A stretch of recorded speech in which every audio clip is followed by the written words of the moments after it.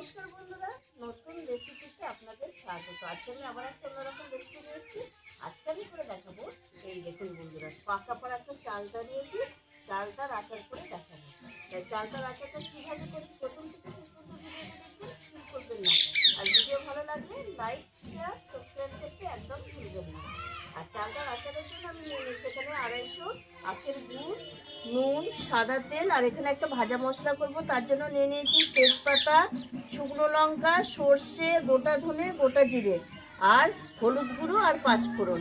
আর কিছু লাগবে না। এবার আমি চালটাকে কেটে নেব।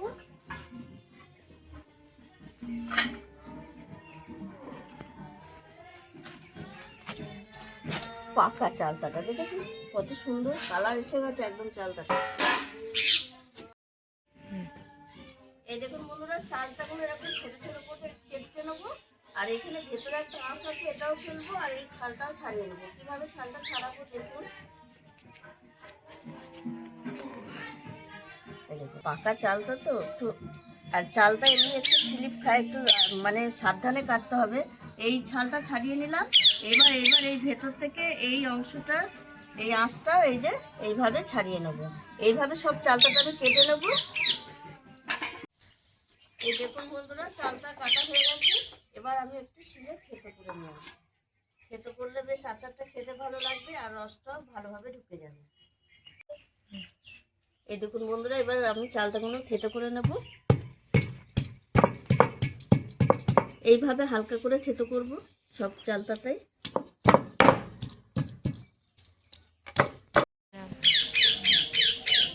এই দেখুন বন্ধুরা, আমি উনুন ধরিয়ে কড়াই বসিয়ে দিয়েছি। ভাজা মশলাটা করে নেবো। আর আমি চালটা যে থেতো করে নিয়ে এসেছি সব, এবার আমি ভাজা মশলাটা করে নেব। সর্ষে, গোটা জিরে, গোটা ধনে, শুকনো লঙ্কা আর তেজপাতা, এটা একটু ভেজে নেব।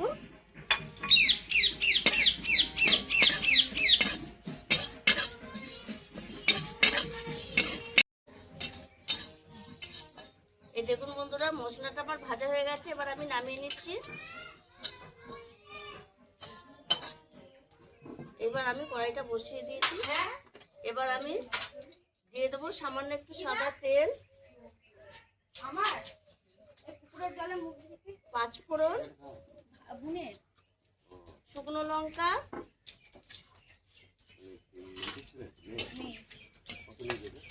ফোড়নটা একটু গরম করে নেব।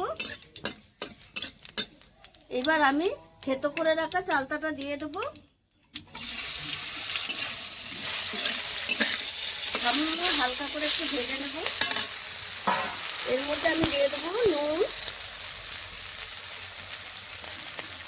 আর হলুদ গুঁড়ো। এই হালকা করে একটু ভেজে নেব চালটাটা।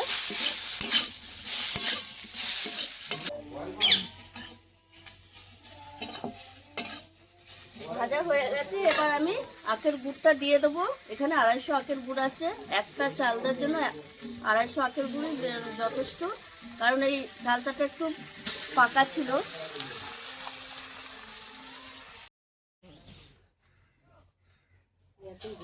গুড়টা গলে গেছে। এটা যত ফুটতে ফুটতে, মানে এটা যতক্ষণ না গুড়টা একদম মজে যাবে, ফুটতে ফুটতে একটু আটালো আটালো ভাব হবে, তারপরে চালটার আচারটা হবে। আমি ততক্ষণে এই মশলাটা একটু বেটে নিয়ে আসবো। এই দেখুন বন্ধুরা, চালটার আচারটা হয়ে গেছে। আর হয়ে গেছে কিভাবে সেটা বুঝবেন কি করে, এই দেখুন বন্ধুরা, একদম চিটচিটে, একদম তারের মতো ঝুলছে। এই রকম তারের মতো হলেই জানবেন আচারটা হয়ে গেছে। এবার আমি এই ভেজে বেটে রাখা মশলাটা দিয়ে দেবো। আর এই মশলাটা একটু খচা খচাই দেবো আমি।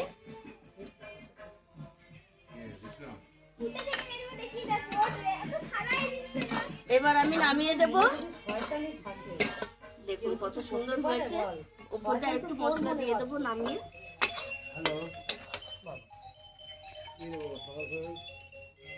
কত সুন্দর হয়েছে দেখুন চালদার আচার। আর এটা যত মুজবে, যত থাকবে, তত আরো ভালো হবে, খেতে টেস্টি লাগবে। আর এই শীতের দিনে এরকম আচার তো একবারে জমে যাবে।